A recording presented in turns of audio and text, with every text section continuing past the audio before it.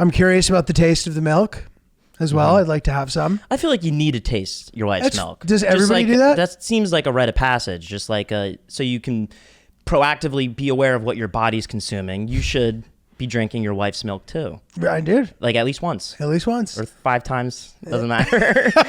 It's nutrient. 5 times. I did not have sexual relations with that woman.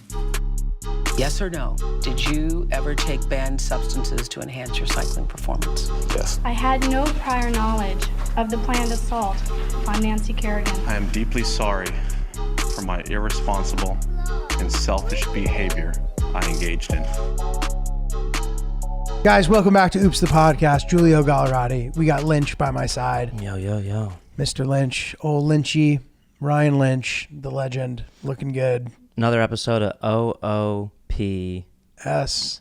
Oops. The pod. Welcome back, everybody. Welcome back. The boys are here. We're doing it. The weather's starting to get cold, but don't worry. Come on over and cuddle with us. Yeah, break out your flannels. Bring out the corduroys. Oh yeah. Let's hang out. We love you. We literally love you. And it's nice to spend time with you again. Here we are. Big announcement. Gallerati, December 16th, Royal Theatre, Toronto. Be there or be square, baby. This is a big show. Potentially, and I know it's not like a fucking 9,000 person theater or whatever, but I think this is the biggest venue that I have ever headlined, potentially, from a sheer volume perspective. And it's the first, I think, maybe I've done 1 or 2 other like small theaters, but this is like the biggest venue I've done. I want to sell it out, and I want it to be a true triumph. Toronto, I would say, has been my number 1 most requested city. So I've talked a big game with all the people who kind of decide what venues I'm going to be at and stuff. So I need to deliver, guys. So come on down. I have no doubt that the show is going to be a massive success, and I cannot wait. It's going to be awesome. Thank you to everybody who came out to Seattle last weekend. And I'm going to be in Oklahoma next week as well, 25th and 26th. I'm performing in Tulsa and then Oklahoma City. And then the 1st and the 2nd of November, I am in Liberty Township, Ohio, and Louisville, Kentucky. Then New York Comedy Festival, November 9th, and St. Pete and West Jordan, Utah, the next 2 weekends in November. So notjulio.com for tickets. It's going to be a great time. We love it. Busy fall for you. Busy fall. Planning on shooting a special, getting that all together. I don't want to say I don't have a date yet, but I have an idea of where I'm going to do it, and I'm pretty pumped. So I'll keep you guys posted as that unfolds. That's enough updates for me. Sick. And here we are. Well, dude, okay, big news coming out of the Gallerati camp in the personal life. I'm officially an uncle, dude. Oh, congrats. I'm an uncle. Thank you. First time uncle? First time uncle. Are you an uncle? I am an uncle. You're an uncle? I'm a godfather too. Damn, bro. But enough about me. Sorry, I got excited. No. It's good to join you in this kind of prestigious circle. Welcome to the unclehood. The uncle squad. Yeah, absolutely. Who is your niece or nephew? My niece is... That's cool. Very cute name. That's a cool name. She is she is adorable. They had put a little bow on her head. It was like, I was watching Hill Dog observe her, and she was like short circuiting. Like, Hill Dog cannot handle the cuteness. Yeah. Hill Dog is a very fun person to like give life updates to. I'll never forget when they showed her the photo of the sonogram. Is that... The ultrasound. The ultrasound, sorry. What's a sonogram? I don't know what that is. Dude, I'm so stupid. That's okay. Okay. The ultrasound, yeah, right. And Hillary's reaction was amazing, bro. It was like the most priceless, adorable, like, she fully delivered on her projected reaction. Could you reenact it for us? She just like, dude, she was like, oh my God. She like got up and like ran away and came back and was like emotional, and it was so cute, dude. But anyway, Uncle G, and Hillary made a really good point. She's like, the kid can't differentiate between, like, they can, but they don't. They don't differentiate by which uncle and aunt is like the blood related one. Okay. We're equals. Like, Hillary and I are equals to her. How does she feel about that? She feels cool about it, but I am like, whoa, that is true. It's crazy. I mean, like, I'm thinking about my aunts and uncles, and like, they shared the same significance to me. I wasn't like, oh, well, that's my mom's brother. You know what I mean? And that was sort of an aha moment a little bit for me. I like didn't realize that. I realized it, but I wasn't in touch with it. I'm like, oh wow, this kid, I'm going to be like an important person in this person's life. Yeah. It's cool. It is sick. It's exciting. It's beautiful. Yeah. My niece was born just over a year ago, and we visited her on her 4th day on Earth. And it was so nice. Yeah. It was so nice. Have you guys set up any plans to meet the baby yet? We met the baby. Oh, really? Yeah. We went to the hospital. Oh, wow. So how quickly after it was out the oven? I guess, yeah, out of the oven, bun in the oven, bun out of the oven. Pretty soon after, dude. I mean, the baby was born sort of in the night or whatever. We were getting updates. Hill Dog fell asleep. I could tell, like, because in the group chat, there was a photo of the baby with her mother and father, I think. I forget the specific photo. But I knew Hillary was asleep because she didn't reply. And I was like, oh, this is going to be so fun. I'm going to go home and wake her up. So I came home, woke her up holding a picture of the adorable baby with her bow on her head. And Hillary was like, dude, it was like the cutest. What a special moment, bro. That's awesome. And it was also cool because I had 7 shows the 2 days leading into the baby being born. For reference, when I say I had 7 shows, it's guaranteed that I was in the New York City popping around and doing spots. So I didn't do 7 hours of comedy. I did 7 15-minute sets. It's like a different thing. So like 3 headlining shows is more than 7 short ones. But still, like, you're exhausted. You're out all night doing shows. A busy weekend still. Both nights, I was the last spot of the night, the 1:15 spot at the Stand. Okay. Stand Comedy Club, New York City. By the way, if anybody's in New York, that's the spot to go check out. So yeah, 1:15 a.m. spot, both nights, and then I'm up early going to meet this baby, and I felt good about that.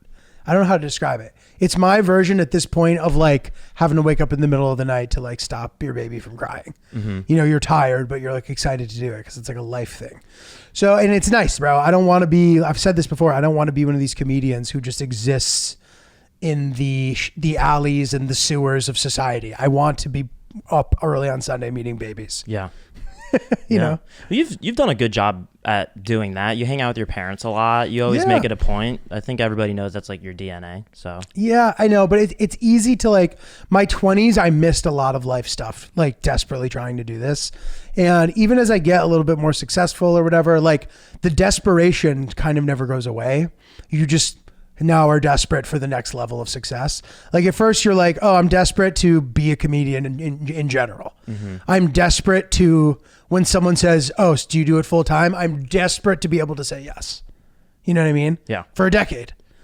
I had 1 or 2 years here and there where I got really lucky my like 4th year into doing comedy, and I actually made enough money to support myself that year. I had a TV show. It was a prank show, non-union pay. It was nothing crazy after taxes and all that. And I had that Sony commercial. When I had those two, I made probably like, I don't know, $50,000 between those two things. And I was like, oh, I'm gonna be able to do this for the rest of my life. And then I proceeded to make pretty much no money at all for 6 straight years, where I was making like $25,000 a year, all in. Yeah. Teaching tennis, like, and it was shitty, bro. I was poor.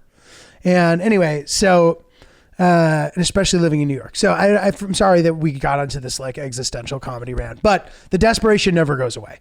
So now here I am. I'm a little bit more successful. I have a nice apartment. You know what I mean? Like I wouldn't be able to put a kid through school right now, but like, I survive. I'm doing all right for a New York person, but like, I want the next step now. And it's so fucking hard to achieve each milestone that you find yourself not giving yourself time to live your fucking life, which is sad.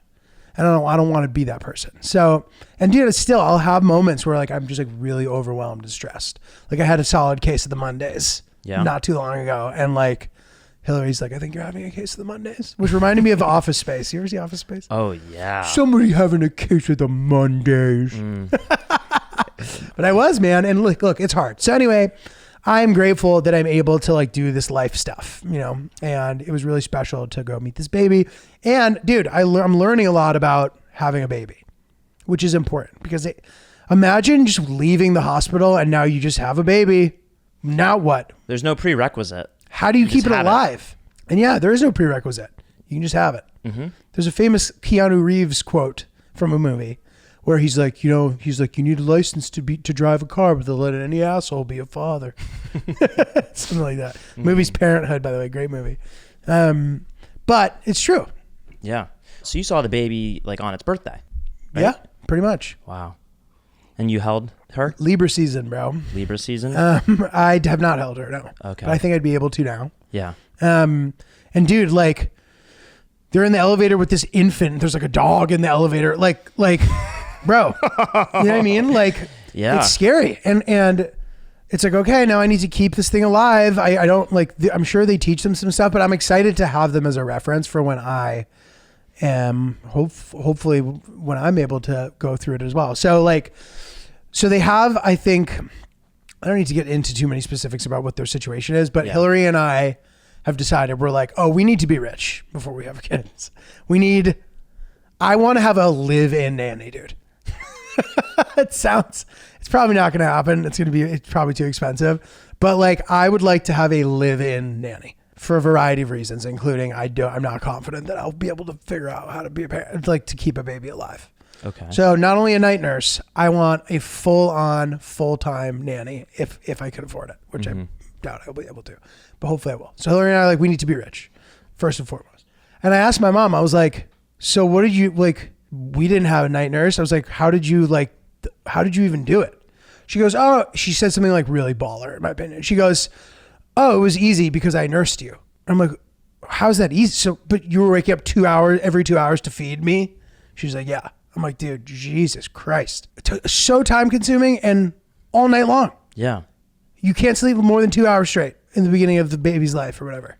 Yeah. Yeah. My sister was going through hell. But she didn't paint it like that. It was no sleep for months when she had her kid. But they didn't have like a night nurse or anything? No. My mom was around. Okay. But so that's kind of a night nurse. Yeah. But I don't know. Your mom just moved in for a while? They live together when they're in Tampa.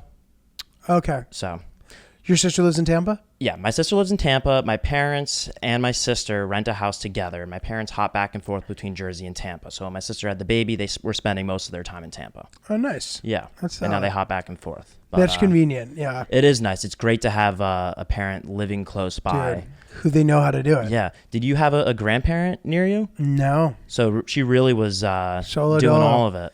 Did not have a grandparent near me. My grandparents one pair of them were in Italy.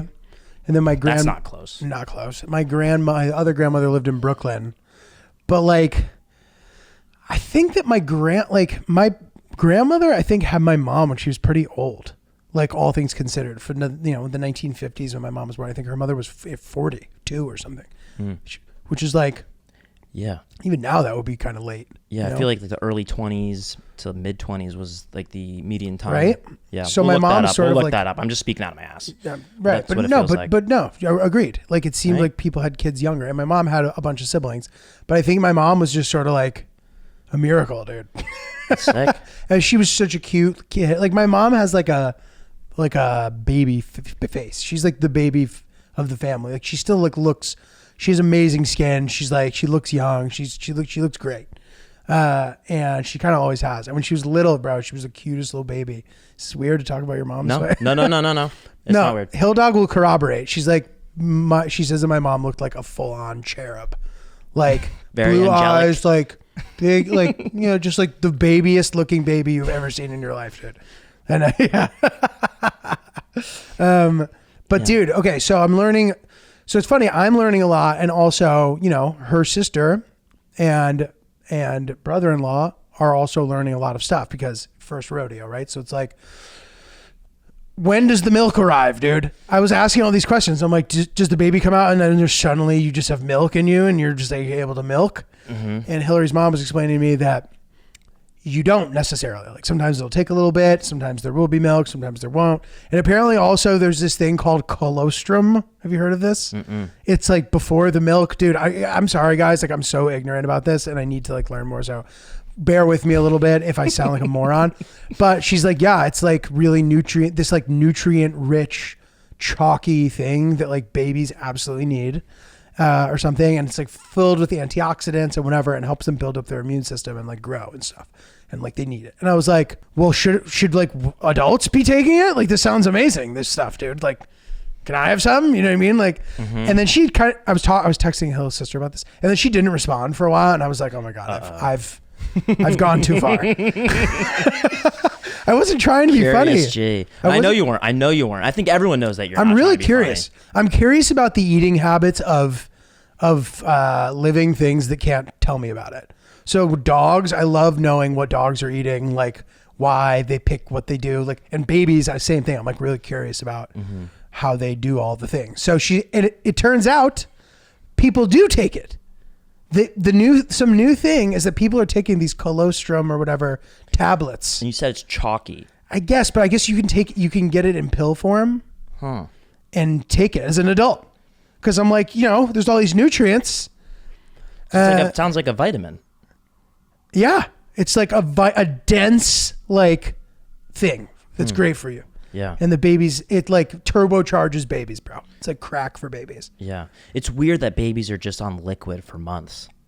Like, I know. Right? And then my niece, she's a little over 1 year old. She's like 13 months, and she's just starting to eat like sweet potatoes and like fruit and things like that. But They can't chew, right? Yeah, her teeth, she's just starting to teeth. But like, think about the first, 3 to 6 months where you don't have teeth. Like, it's just liquid, like all the time. And it's just weird that you're just growing off liquid. Dude, yeah. Full liquid diet. Also, they can't even burp. You literally have to burp them. Yeah. You have to hit them. But why are they so filled with air? I'm not regularly burping, so I don't. Maybe I am. I don't even realize. Are we all burping and don't because we can burp ourselves? Why do we burp? I don't know. See, you know what? I feel comfortable asking that question because it could be an obvious answer that you and I might not know. But my hypothesis is that it's from drinking just so fast and violently, because that's how they consume anything. It's air. You suck. Like just sucking. Dude, that was a good sound. Do that again. Hit us.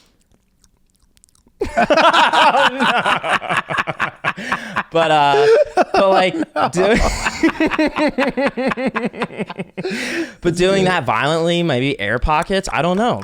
So that's terrible. I bet you guys love that in the car. Yeah, that's a good. I don't know. But yeah, they need to be burped. I don't know. Okay, here's another question. Is it a fun joke when your wife is breastfeeding your child to breastfeed on the other breast and jokingly attempt to like milk your significant other? So I was thinking, so this is a whole discussion. I don't think that's a joke. I feel like that could be like a kink. No, but for me, it would be a joke. I'm not like sexually interested in that, but I would be curious to actually feed a bit. I'd be curious about that.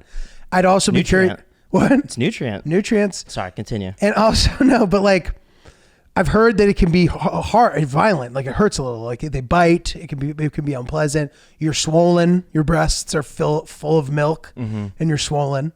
And you have to pump at some point. There's a pumper. There's a machine that pumps you, right?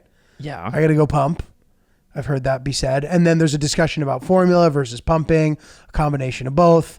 I'm curious about the taste of the milk as well. I'd like to have some. I feel like you need to taste your wife's milk. Does everybody do that? That seems like a rite of passage, just like so you can proactively be aware of what your body's consuming. You should be drinking your wife's milk too. I did. Like at least once. At least once. Or 5 times. Doesn't matter. It's nutrient. 5 times. Well, dude, my brother always jokes that like one day they may like market human milk in the grocery store. And like, why not? Like human milk, dude. Like, I think raw cow milk like doesn't taste good. I think there's like a process of like enriching it or whatever, or like making it taste normal. There's also sugar in it. Like, I bet you could make your wife's milk taste good. You like put a little vanilla extract in it? Yeah, a little. There's some ingredients in milk, dude. Anyway, okay, this is starting. Let's put a pin in it. This is starting to get crazy. Let's take a break. Let's take a break from breast milk talk. We'll talk about it later. There's no breast more milk to discuss. But here's a question. Shoot. So babies can only have formula and milk. Like, what if you were in some sort of, you were driving and I don't know, something. You talking about going into a gas station? Like, for whatever reason, you couldn't get your hands on any milk or any formula. What could you give the baby? Like, I know you're not supposed to give babies water, right? Yeah, you're not, but I don't know why. So, like, theoretically, could I, like, find some... I was in the forest with the baby. I don't know, dude. Could I, like, grind up a bunch of berries and make them into, like, liquid and give the baby that? Or would the baby immediately die? That's such a fair question because it totally could just die. I don't know. Or it could be totally fine. I don't know. I'm going to briefly... Take a look. Let me Facts take a with look Ryan. real Facts quick. with Ryan. Because, dude, I always think about that. And just based on, like, what we think is absolutely necessary and normal versus what other people think. And I'm sure for babies it's more streamlined because we all have them and we all figured out how to keep them alive, and you give them your mother's milk and they're good. They typically aren't away from that, right? So whatever. But, like, for example, I've always thought the cats are supposed to eat cat food and shit, and then I'll go to Italy and cats are eating human food, dude. I'll see a cat eating spaghetti and meatballs. I'm not even joking. Oh, yeah, you mentioned It's like that, a cliche. It's like cats in Italy eat pasta, dude. Imagine in a different country, dogs are just eating dark chocolate. It's like totally like a no-go like, here. Yeah, dude. Like cats are fucking playing cards and shit. Cats are just humans in Italy. But there's that, and then just like, I don't know, man. Like the things that people are scared about versus not. Like I know we've been talking about bats. One of my friends was telling me that there was a bat in their house in Connecticut, and I guess the husband, who I'm friends with, killed the bat or something. Or I don't know what happened to the bat, but basically a bat person came by. There are bat people, which, dude, they're always characters. Whoever like the local rabies guy is, who like clears that kind of stuff, is always a fucking character. There was a raccoon walking around my friend's house, and he was like being a classic city person. He's like, dude, that raccoon might have rabies. I'm like, all right. So we call, and the guy's like, oh, there's no rabies on Long Island or whatever. And we're like, okay, I don't know, whatever. So they call a bunch of people about this bat, and the police, everybody, they're like, there's like only a 5% chance that a bat would have rabies. You probably don't have to worry. They call the bat person shows up, tests the bat has rabies. What happens next is wild. The entire family sent to the hospital. They have to quarantine in the hospital. Her poor young kids, they're like toddlers, are traumatized. They're like 4 years old or something. They're like freaking out. They don't know what's going on. They have to get 1 million shots. Apparently the rabies shot is like super intense. But rabies, if you don't have post-exposure prophylaxis, you have a 99.9% chance of dying a horrible death. Like you'll go crazy and die. It's like fucked up. Yeah. So maybe we should all be getting rabies vaccines potentially, especially with me. I'm fucking traveling all over. In my Nicaragua video, which we're making some headway on. Shout out again to my boy Josh, who's editing it, truly doing the Lord's work. I hope to never edit again. Yeah. For when it comes to travel videos. Anyway, there's a scene where I'm in this torture chamber, previously a political torture chamber, which is like in the ground in Nicaragua. Dude, it is the scariest place I've ever been in. On par with any sort of like Nazi related, like as scary as that, like a truly terrifying place. Like scratches on the wall of fucking people like who, you know, you'd go crazy and they would, I don't know. Damn. I forget what it was called, but you could probably easily find it. Like truly gruesome. And in this torture place, there were tons of bats flying all around. And a bat actually shit on me. And I was getting DMs from people being like, you need to like get post-exposure or whatever. Like this might be really dangerous. Like you might have rabies. I don't know. But I was sort of like, what the fuck are you talking about? Like nobody there seemed to be worried. Like, and then nothing came of it. But now I'm realizing, I'm like, oh shit, that's like sketchy. Like I need to get a rabies vaccine before I travel again. If I'm going to do some shit like that. Yeah, dude. I'm curious, what color was the shit? Was it white? No, it was brown. Brown bat shit. It was kind of like oily. It was like mucusy. Like, yeah, it wasn't like that disgusting. Like, didn't like smell, and it was like tiny. It was like it was a proper dropping. It wasn't like a fucking like a Great Dane. Like, you know what I mean? Well, yeah, no, I get that. Interesting. So I know all we do is talk about bats now on this podcast. Yeah, Blatz and Blue Haven. But, yeah. But anyway, I don't. Blue Zones. Bats. 7 and blue episodes zones. in a row. Bats and blue 7 zones. episodes in a row. Yeah, one thing all blue zones have in common is there's no rabies in them. But I tend to lean toward the Western way of thinking when it comes to disease. Like, I don't want to take any chances. I know I might not get some shit, but like, in retrospect, I don't want to be coming close to getting rabies, dude. No. Like, That sounds terrible. not worth it. Or malaria or anything. And I've heard that like malaria can like shorten your life, like if you get it. And like, fuck that. It's not worth it. Like West Africa, where there's like tons of malaria. It's not worth the risk. I'll take the pills. I don't give a shit. Anyway, I have the milk. hit us info, with the if hit that's us with what the we want milk. to come back to. The bat, I think we're wrapped up on the bat. Oh, one final thing about this. Yeah. So because I travel to all these fucking funky places, it's become a business, like travel immunizations. And a lot of the time I roll my eyes. I'm like, dude, I don't need all these, but whatever. Good to have them. I spent like $500 on vaccines when I went to Afghanistan, and I got an updated whatever boosters of this and that, and I didn't have to get any shots for the baby because of that. So that was kind of a W for the boys. That is nice. You like it, right? That's good. Hit us with the milk stats. It would be a shame if you got rabies, because then I couldn't kiss you goodbye when we're done recording I know. anymore. So why do babies need only milk? Breast milk contains a unique mix of fatty acids, lactose, amino acids, vitamins, minerals, enzymes, and other important factors that combine to make the perfect infant food. It has everything a baby needs for easy digestion, brain development, and protection from illness and infections. Babies' bodies aren't suited for water until several months after birth. Can they eat all right, so the other things we need to figure out, can a baby have anything else besides milk or formula? No. It cannot. For 3 to 4 months. That's nothing. all the baby can have. Yeah. Damn. And I'll do more. We can do more research. Can look into adults benefit from drinking human milk? That's the final step we need to figure out here. Maybe we'll start a movement. We'll have our own oops milk that we sell. Oh my God, dude, that's weird. it. Before milk, Google recommended blood for benefit.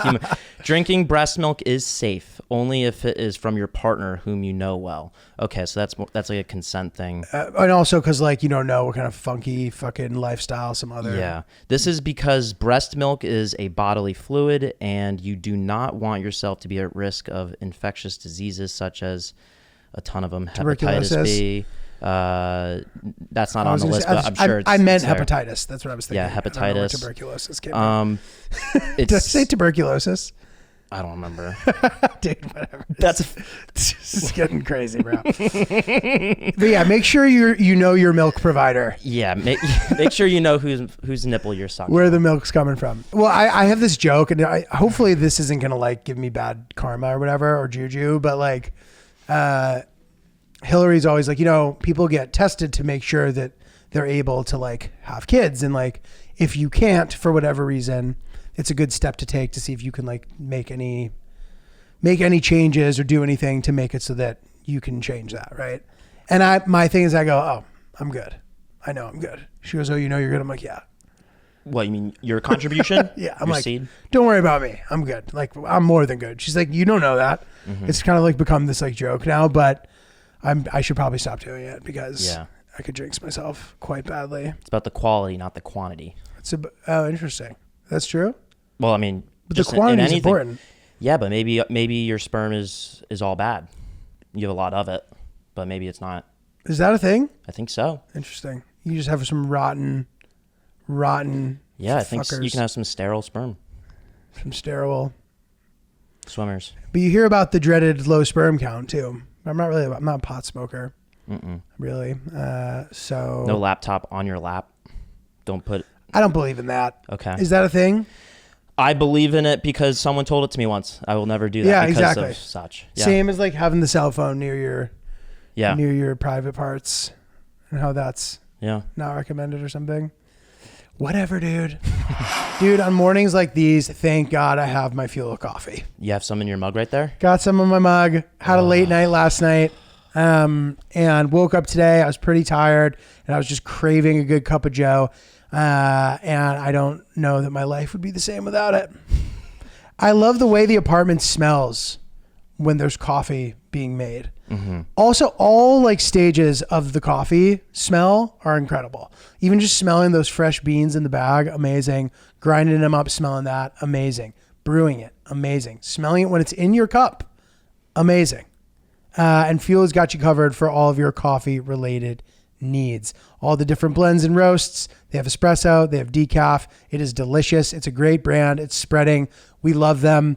And you know, I can't say anything but positive things about Fuel Coffee. Neither can I. It goes great with a little dollop of oat milk or breast milk, whatever kind of milk you're drinking. It goes great with Fuel Coffee. Dude, that could be the next thing, man.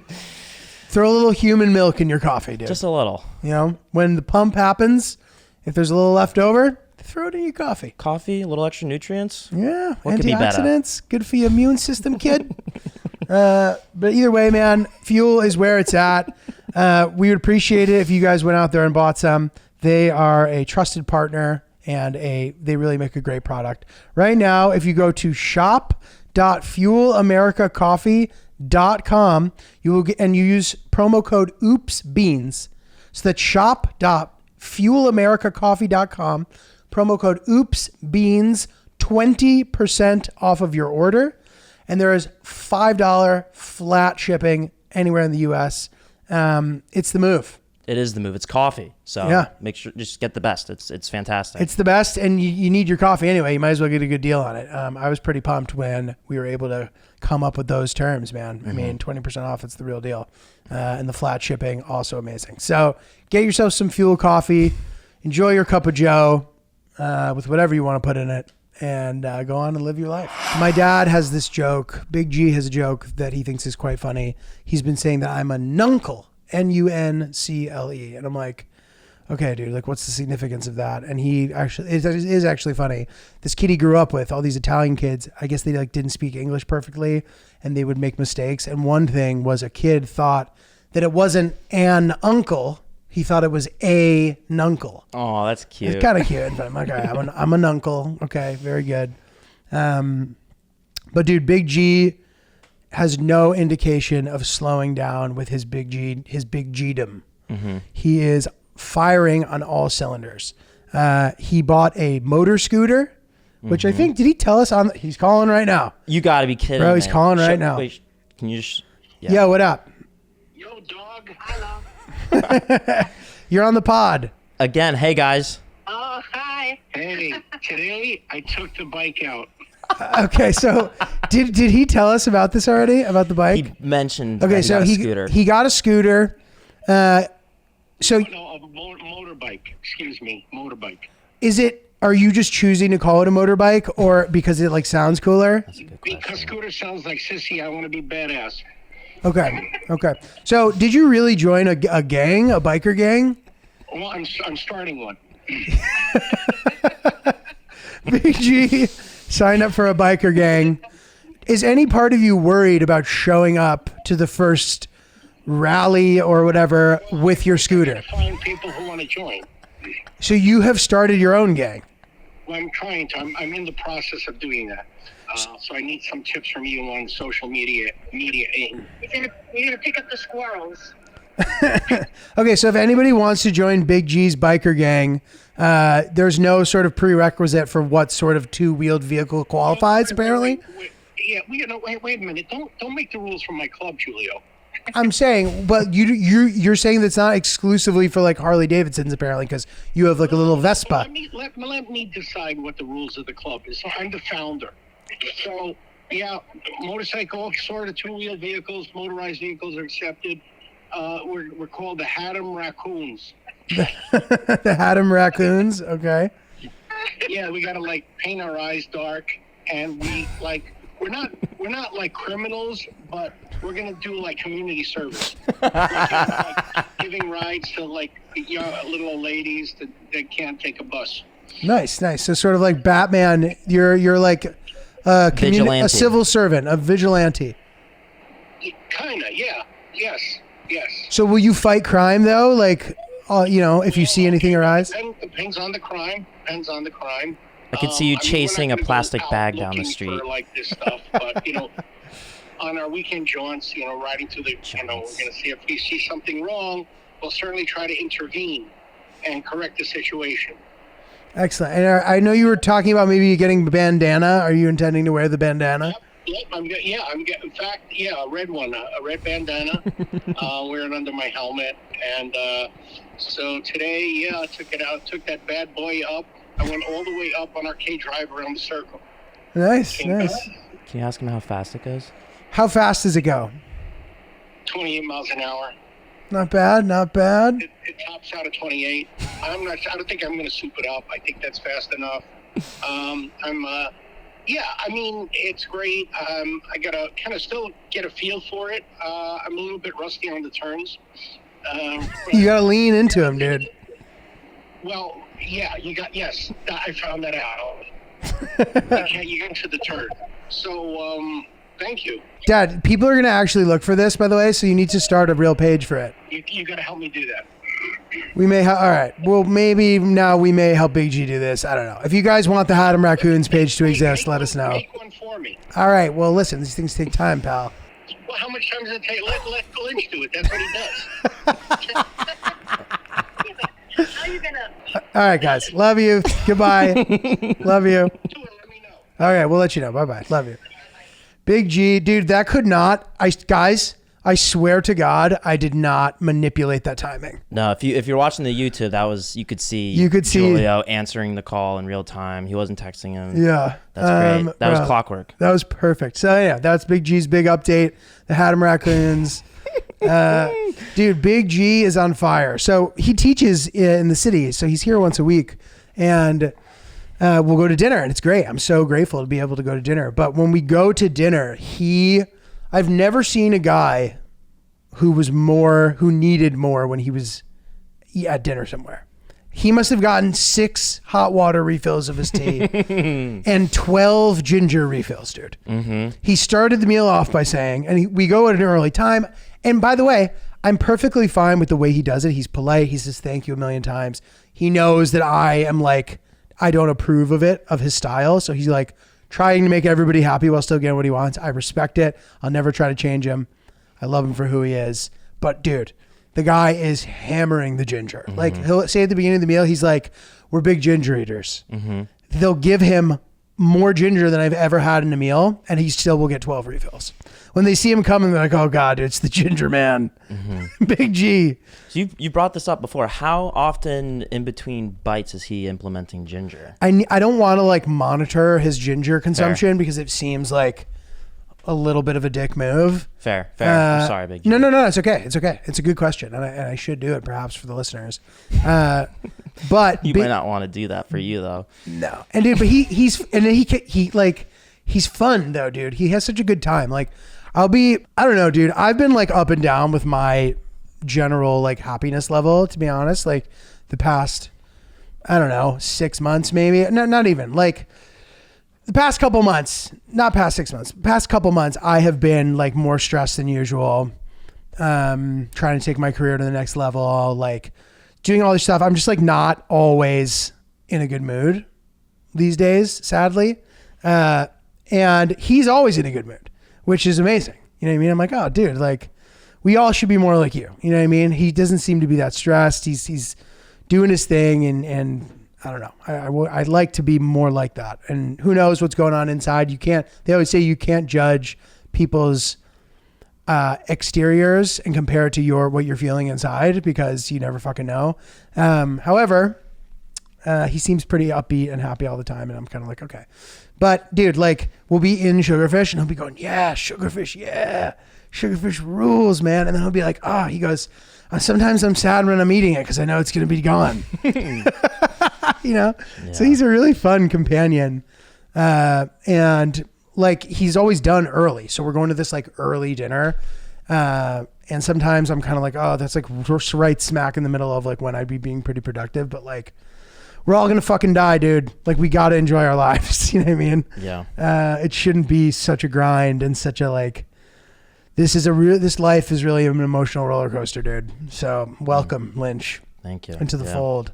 It's nice that you get to hang out with him almost every week, would you say? Yeah. It's dinner? Yeah. I mean, I've been bouncing around a lot, but like when he's in town, if I'm here, like we try to link up. It's pretty sweet. That's awesome. And I get treated to dinner, bro. Like what a nice fucking thing. Like very generous, and it's a big treat. Yeah, sugarfish is really nice. Yeah. I only went once. It's amazing. Eating sushi in the city has like really sort of like changed the way that he approaches sushi. Yeah. Because where we live, there isn't like high-end sushi really.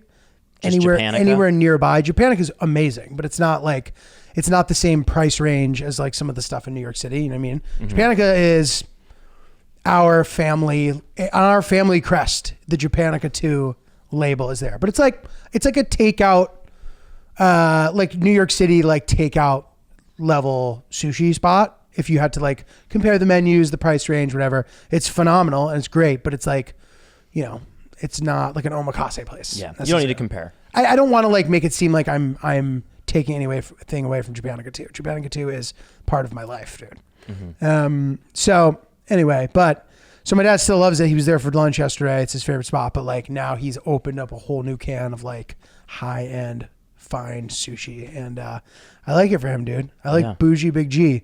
I give him these like UGG boots. They're like they're not like traditional ones. They're like lower cut, and he was rocking them yesterday, looking good. Like he's crushing it, dude. That's awesome, dude. You love to see it. Everyone needs just a little semblance of Big G energy. We need some. It means a bunch of things. Yes. So I love he has some boyish charm to him. He's got some boyish charm to him. That's awesome. Even though he busts your balls. Fucking Puts Lynch. a knife to my throat. Dude, what the fuck? Some boyish charm right there. Dude, he'll call me, he'll go, fucking Lynch, man. Lynch, dude. I'm honored that my name's coming out of his mouth. Big G. 100%. Dude, I remember when I was sort of on a conventional payment schedule, like waiting to get my checks. It would be frustrating if sometimes I would need cash to do something and I didn't have any. That was like always a really annoying thing for me. Like, for example, if you need to go on a date. If you go on a date, you need to have cash. Even if you don't use the cash, you need to have it just in case. You need to like pull an audible. I've said this before on pods, but like you don't want to be I don't have cash. You don't want to be that guy. You need the cash, dude. It's sexy. It's sexy. Because, dude, life doesn't happen bi-weekly, so why should payday? The money that you earn can be in your hands today with EarnIn. EarnIn is an app that gives you access to your pay as you work, up to $100 per day or up to $750 per pay period. PPP, baby. Just download the EarnIn app and verify your paycheck, then access up to $100 a day as you work and leave an optional tip. Any money you access plus tips are automatically repaid from your next paycheck. So download EarnIn today, spelled EARNIN, in the Google Play or Apple App Store. When you download the EarnIn app, type in Oops under podcast. When you sign up, it'll really help the show. Oops under podcast. Subject to your available earnings, location, daily max, and pay period max. See earnin.com/TOS for details. EarnIn is a financial technology company, not a bank. Bank products are issued by Evolve. Bank and Trust, member FDIC. FDIC. What's going on with you, bro? How's everything? How's your comedy career? Do you have any stuff in specific you would want to share with us? Well, dude, something happened on, I went to an open mic late night on Saturday, and I texted you about it. You, man. But I think I'd rather save it. Okay. I don't think I want to unpack it right now. Where was the open mic, by the way? It was at Eastville Comedy Club. Oh, nice. In Brooklyn? Yeah. I actually haven't been to that new one, but the old one is one of the first places I ever performed. Really? Which is now where New York Comedy Club downtown is. It's on 4th Street and 2nd Ave. Downtown Brooklyn? No, downtown Manhattan. Oh, they East Village. They've moved to physically Brooklyn. moved. Yeah, Got it. yeah. Yeah. But yeah, let me let me save that. Let me save that one. I'll tell you about that later. So, dude, comedy, the comedy grind in general. And I think a fun thing to do on this pod would be to have like a true OG comic on who like is even like a decade ahead of me to like give us both to like help us both out. And the person who I want to do that with specifically is Mike Vecchione. He's a great guy. He's a great comic. We have a very funny story where one of my best friends from high school, Scott Jordan, was his roommate when we first moved to the city. And when I started comedy, there was no like podcast. There was no comedy was like not as what it is today. And I didn't know anything about comedy. So like I knew maybe like who the top 5 famous comedians were, and then I knew nothing beyond that. So I only knew about what existed in my little bubble. So whoever the pro comics were on the bringer shows I was doing, I thought those guys made $1 million a year.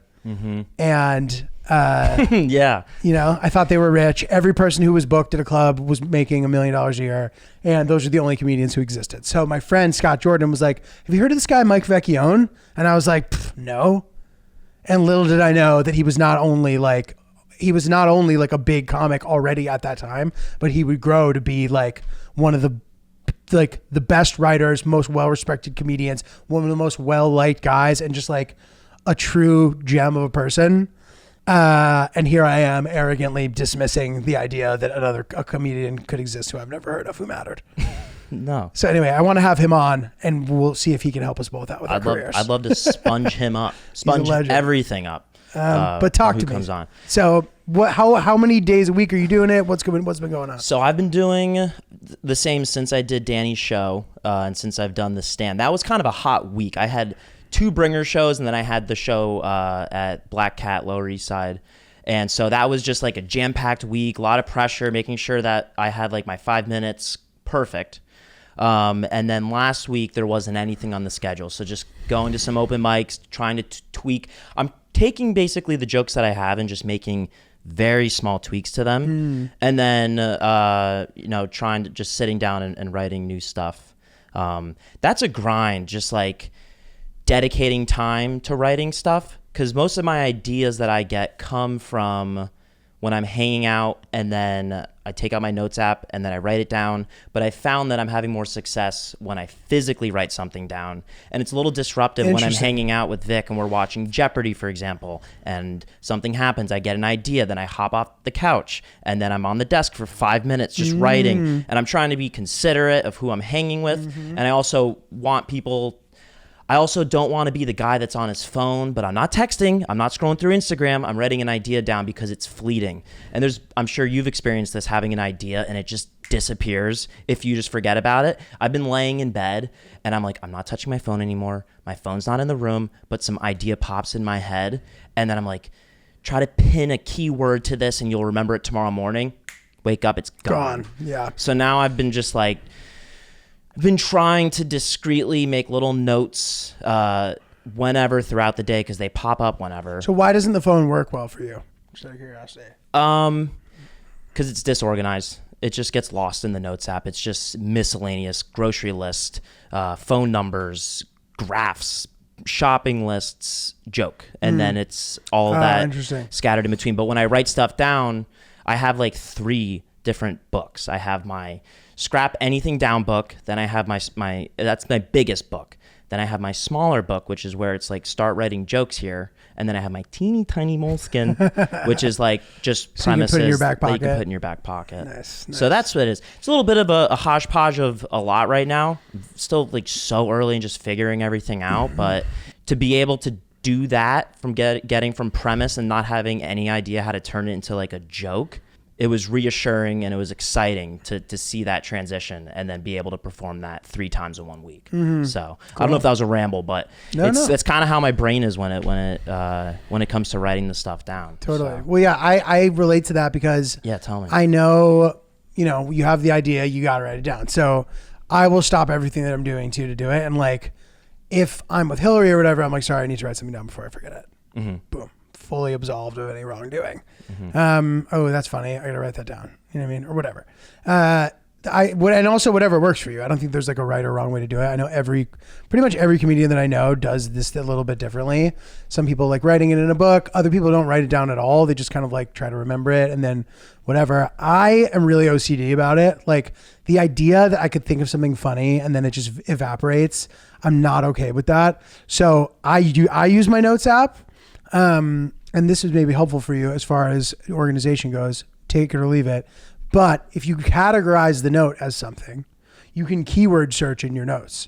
So like if you search for whatever, that folder will immediately pop up, and even like a specific word. So if you're like, ooh, I wrote a joke about that, where did I write that down? If you search for the word, it'll your phone will show you where it is. I don't know. No, that's good. Because written stuff, like you could lose it, which is like the thing that worries me about it. But I agree. Like before I do a show on the road, I will always write my set list down, like the order in which I want to do the stuff I'm going to do. And I'm afraid to like throw it out. So my like travel backpack is just filled with them. Dude, I have my backpack's filled with just folded full page written stuff. Same thing. Yeah. It's and hard. when it's funny, this this guy I went to high school with was like, I think he was like fucking with me, but it was pretty funny. He's like, dude, he's like, can I have, that's the set list. He goes, can I like have that and give it to my girlfriend? She's like a big fan, or my wife or whatever. She's a big fan. I was like, yeah, dude, of course. He's like, can you sign it? I was like, sure, dude. Yeah, 100%. He's like, also, can you like DM her and like flirt with her a little bit? He was fucking with me, but I was like, that's funny. I was like, dude, yeah, sure. And like, let me know if you want me to like go over your house and bang her, dude, while you're sitting in the room. While you're reading the set list. While you're sitting there. Yeah. If you need, like, that would be great. Yeah. You do your set while having sex with her, and he's like prompting. He's like, all right, move on to the donkey bit. Yeah. Dude, also another thing. So also, let me preface. Hanging out with Victoria, she says the same thing. She's like, oh, write it down. Like, oh yeah, I get it, because she knows it's productive and I'm not on Instagram. And I ask politely, or I tell her politely too. But another thing that's tough, you have this idea and you have a certain vibe going on in your brain at the time. So like the inflection of how you're thinking it changes when you read it the next day and you're in a different mood. So you think it's funny and then it's not, you mean? Yeah, and I write it down exactly how I'm thinking it, and then I'm like, okay, sweet, let me come back to this tomorrow and work with it. And then I read it again, and then I'm like, it's not funny right now, but it was so funny last night, and I'm trying to remember why. Yeah. And so now I'm thinking maybe I should do voice memos so that I can like capture so I can capture the audio. So just toying with that. And I spent a solid month after my first open mic watching YouTube videos on how to write jokes and things like that. And like what you mentioned, you just gotta like do your thing and keep what sticks. Like there's no right or wrong way to do it. Yeah, and I would say too, this is maybe good advice. I like over time, you'll write a bunch of jokes, right? And like a style will sort of emerge from that eventually. So that even if like anything that you think of that's funny isn't necessarily going to be part of your set, because there's things where I like have thought of, I'm like, oh, that's kind of funny, but it just like doesn't fit in with the vibe of the other stuff that I'm doing. So it's like weird to throw it in there sometimes. You know what I mean? Like if I don't know. So, and also I tried pretty hard at one point to eliminate like jokes that are about sex from my set. At least if they're like vulgar, you know what I mean? So like if I'm like describing some specific sexual act in like, I have a couple in there still that are like a little bit sexual, but like, I like the idea of having the subject matter itself be PG-13. Yeah. Even though I swear a lot, like, so I guess it doesn't matter, but I don't know. It seems like it's too easy to make jokes about like fingering girls or whatever. Dude, you know what I mean? Yeah. I don't know. And there's plenty of comics who are amazing who have jokes about that shit, but that's just a personal choice for me. Yeah. And in a sense, I yield to the redundancy of what Giulio said, but I had this one bit that I really liked, and I was practicing it in front of Vic.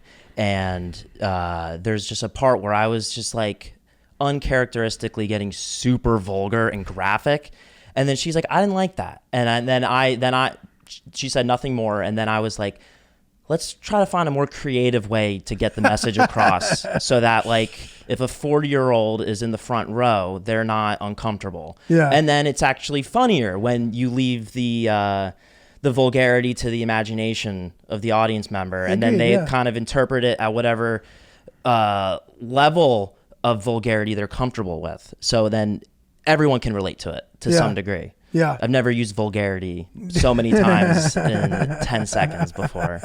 But yeah, dude, it's interesting. It's been a journey so far. I get a lot of satisfaction out of the fact that I have no problem whatsoever with anybody in Hillary's family coming to watch me do comedy. Yeah. Even when I say like, you know what I mean? Like, I don't know. It's great. And I don't know. That is great. Her grandmother can come to the show. Yeah, that's fantastic. I like that. And dude, I'll say this, like probably even the first 10 years of my comedy, of like doing comedy, my funniest shit was like sexual. So, you're a step ahead of me if like you're implementing this policy on yourself. But And it sort of like got more sophisticated as time went on, even if the subject matter was like super sexual. Like it wasn't as like graphic or like whatever. But I remember like earlier, you know, people would come to my shows and it's stressful as you like improve as a comedian. Cause like if somebody sees you early on and you have like a bad night, like they just think you're terrible forever until they see you again, which sucks. And I there are a couple of times where like, I think I performed a set that was like pretty vulgar and I know that people like judged me for it. Like people I know, I can think of one in particular, like my cousin came with his now, I think wife, I think they like split up, they're getting back together. I don't know. He's like a third cousin or something, but like I talked to this guy, we're friends. And I think his girl was like, he just met her. Like it was his girlfriend at the time. I think she like didn't like my set at all. I still think about it. It was one time, like, you know what I mean? It's just crazy. It's crazy. You still think about it. It's like sports, dude. Like, you know, in tennis, like I'll miss an easy volley in a third set tie break against somebody and lose the match. And like, I'll never stop thinking about it for the rest of my life, which is stupid. Yeah. I mean, everyone has that. I have a couple things that I've done that have been very out of character and like dude, I'm just punching air over it. Yeah. You just need to move on. It's all right. Yeah. It's just really fun. Don't beat yourself up, guys. Yeah. Well, dude, it's funny. The writing thing, I feel the same way. Like the vast majority of the stuff that works for me just comes to me. I'm like, ooh, that's funny. Like, I think that'll be a thing.